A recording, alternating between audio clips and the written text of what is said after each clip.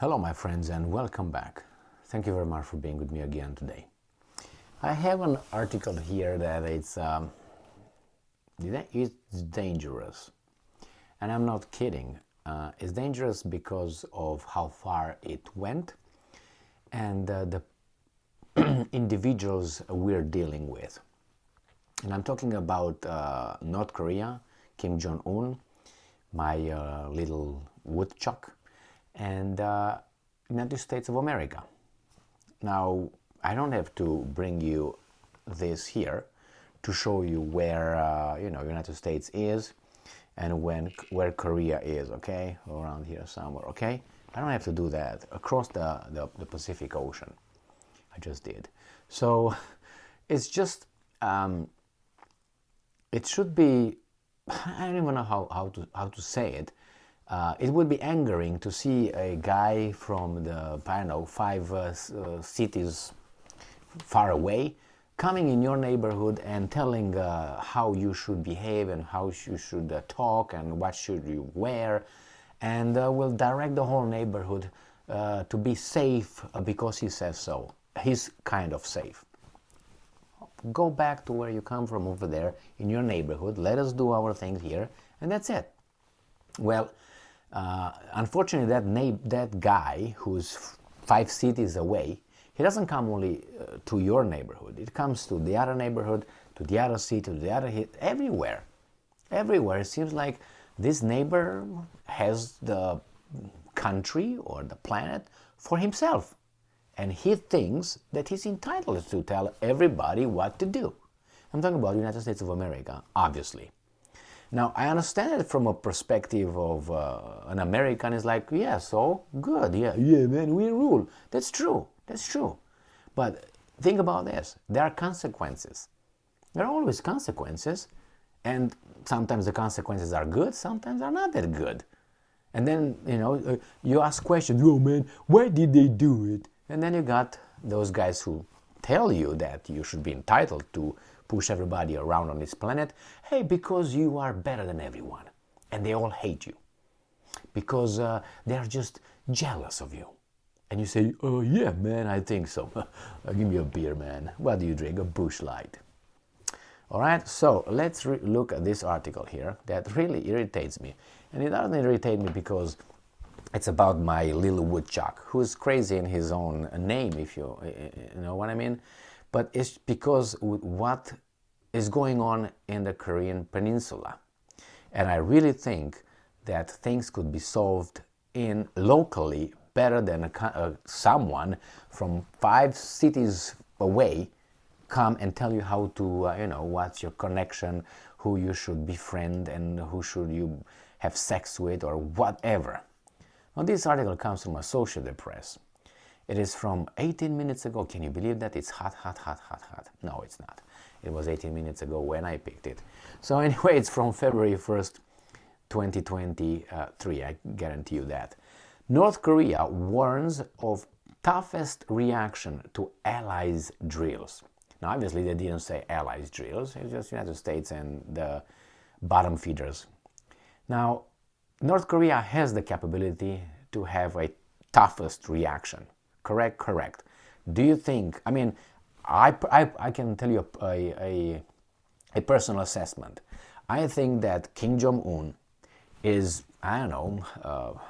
tens of times more capable of a toughest real reaction than Putin. I'm not saying Putin is a good guy, but this guy, I'm not saying this guy is a good guy either. I'm just saying this guy is just, So far, he didn't show it. He didn't, did something too stupid. But he's got the possibility. And he's smaller. He's smaller with big guns. So that's not good at all. Anyway, let's read this article and go from there. So, North Korea on Thursday threatened the, and I'm quoting, toughest reaction to the United States expanding joint military exercises with South Korea to counter the North's growing nuclear weapons ambitions, claiming that the allies were pushing tensions to an extreme red line, end quote.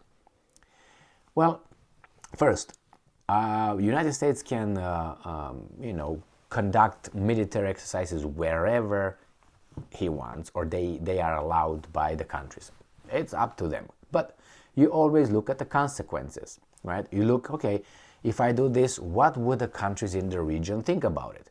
And if I expect them to don't give a damn about it, then in return, I should not give a damn if they do the same thing in my neighborhood. The problem is, I guarantee you that if something like this occurs, I don't know, in the Gulf of Mexico, United States' pubic hair will be all standing up, if it has any. Just so you know, okay? We got that covered.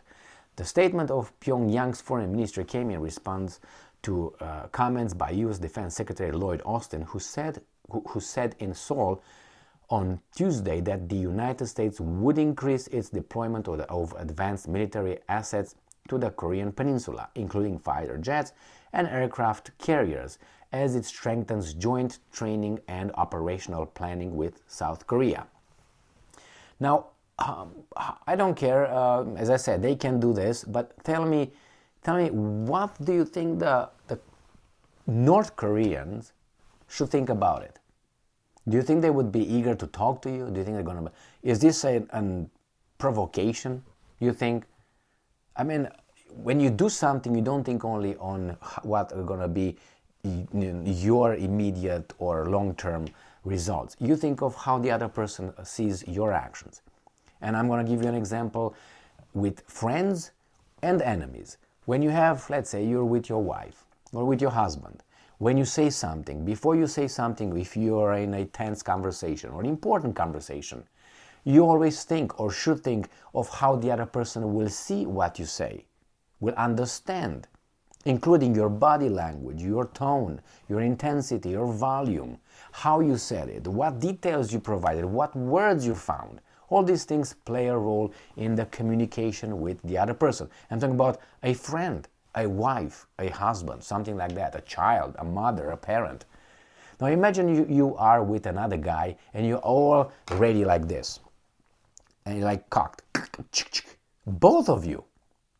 Shouldn't you, or at least, let's put it this way, I'm not here. I'm far away with a scope, in your neighborhood, but you can't really hit me. You hit everybody around, because that's another weasel move. The United States defends everybody over there, not close to them. You know what I mean? So, which you say, well, that's smart. Yeah, could be. I applaud that. But on the other hand, you create the countries involved, like South Korea, shouldn't think that, hey, yeah, United States is here to defend me, to protect me from North Korea. But if the crazy thing, starts, who's gonna be? It's gonna be me and my brothers, not Koreans, because Koreans, okay? We're gonna be exterminating ourselves. And in the meantime, our helpers will do what? Test their weapons. And some generals will, yeah. All right? And test their military, which will be nuclear weapons. It's not gonna be like a pow, pow, chub, chub, grenades and bullshit, let's put it this way. It's gonna be a real thing. So, when you are like this, you pay more attention on how your actions are perceived.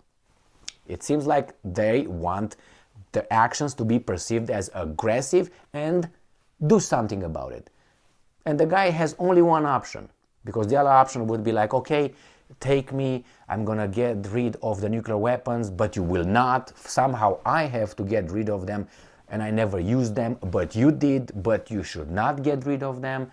All this, how is that, world-based, rule-based order or something? Yeah, order, yeah. So, it's like this, why should I do this? Or the other option is, let's go, boom. And then, as I said, the other person is going to be here, and those guys are going to take care of themselves. Bam, bam, bam. I'm going to help, obviously, and that's it. No more Koreans, unless the immigrants were everywhere around the world, I guess. So let's continue with this article, because these Koreans might say something down here. The Democratic DPRK,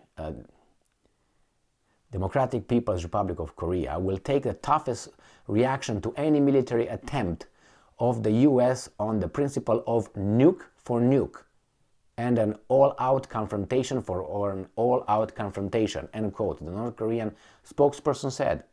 What does that mean? You know exactly what that means. It says, and I'm quoting, if the US continues to introduce strategic assets into the Korean Peninsula and its surrounding area, the Democratic People's Republic of Korea will make clearer its deterring activities without fail according to their nature, end quote, the spokesperson said. And here is one of the important things. Let me see, where is that? At the bottom, because I looked over it. Where's the bottom? Right here. It says that experts say Kim's nuclear push is aimed at forcing the United States to accept the idea of North Korea as a nuclear power and then negotiating badly needed economic concessions from a position of strength. Yeah, I think they tried to say, we got nuclear weapons, you got nuclear weapons, you do not have anything more than we have but bigger balls, that's all. And I don't know why you should have it, but we shouldn't. And you probably shouldn't because you already use them. So you have a big thing on your butt for that. So, you know, this is another thing that is not fair. Now, the nuclear negotiations between the US and North Korea have been derailed since 2019. But that's not what I want to say. It's down here, the last paragraph. The North Korean spokesperson said Pyongyang isn't interested in any contact or dialogue with the United States as long as it maintains its, and I'm quoting, hostile policy and confrontational line, accusing Washington of maintaining sanctions and military pressure to force the North Korea to disarm itself unilaterally. Disarm itself unilaterally. That means no, we disarm when you disarm. You drop 2 atomic bombs. What are you doing in our neighborhood? Who said, who appointed you as being you and the other 5, 6, 7 weasels that dictate who can have and who cannot have nuclear weapons? I think North Korea is asking questions. And it has it. It has it. It has nuclear weapons. So, yeah, I don't know. It's this. It's Taiwan. It's, if you want, the Balkans. Is in Syria, is in Iran, is it Ukraine? I'm telling you, all these things, I think right now is in what? In South America, right? If you look at all these hot spots, and I'm not talking about Yemen and something like that, I'm not talking about that. Pig. No, people die over there. I'm not trying to minimize it. But that compared with what I'm talking about here with the players, that's not of this caliber. If something happens in the Balkans, it's not going to be anything like Yemen. If something happens in Iran, it's not going to be Yemen. In North Korea, it's not going to be Yemen, or as I mentioned, Taiwan, or you see Ukraine. It's not over in Ukraine yet, so it can go higher and higher. So you find the same country everywhere. One country is everywhere. You don't find Russia everywhere. You don't find China everywhere. You don't find, Israel everywhere. You find United States of America everywhere. You don't find Germany. Remember, Germany is a good country, isn't it? France is a good country. Great Britain is a good country. Romania is a good country. You don't find them everywhere in every hot spot, but you find only one. So I don't think the United States is really the only force of good that fights evil, and because it has big muscles, you just put this little freaking cape around and let's go and help everybody, because the rest are weasels, and we're gonna fight the evil because we're like God. Really? So again, this guy, the Woodchuck, I think is gonna have a shorter fuse than others with nuclear weapons. And the problem is, people are poking by being far away. I always use the analogy of the tiger or a lion tamer or trainer in a circus. They have that little enclosure, and there's the trainer with a big, long whip and a long pole. Now these are NATO and the weasel, the allies. These are. And then they poke at the tiger, or a little one or a big one, and the tiger, what does the tiger do? It's hitting what? The whip and the pole. That's all it does. And sometimes when they realize that, hey, it's actually the guy over there that orchestrates everything, attacks them. One thing I don't understand, I don't understand, is asking the question, and maybe you can think about it as well. How come there's no other countries on this planet that, let's say, they're not that friendly to United States, all right? Let's say China or Russia or Iran or North Korea. How come only United States can have these kind of things occurring in everybody else's countries and regions, but not one does the same thing to United States? Not one finds a country close to United States in the southern hemisphere, or put in the south, in let's say Central America or South America. There's no country that would just say, you know what, we're going to cooperate with, I don't know, let's say China and put some rockets there. Pa-pam. Nothing like that. That tells me how controlled and how afraid people are and countries of the drunk with a shotgun in the parking lot. I think that's what it is. I think there is talk, there is the desire, but they're afraid. So that tells you, if you're afraid of someone and that someone does what it does to you and you're afraid to even act against that, that tells me a lot of control. Not only military control, political, economic, financial, obviously. So yeah, I don't see any missiles in, let's say, Nicaragua or in Mexico or in Cuba or nothing. Nothing like that. They're afraid they're going to be wiped out or what? Yeah, and how come? I mean, you can have missiles over there, but we can't have missiles here. Yes, you can't. All right, I like your world order then. Thank you very much.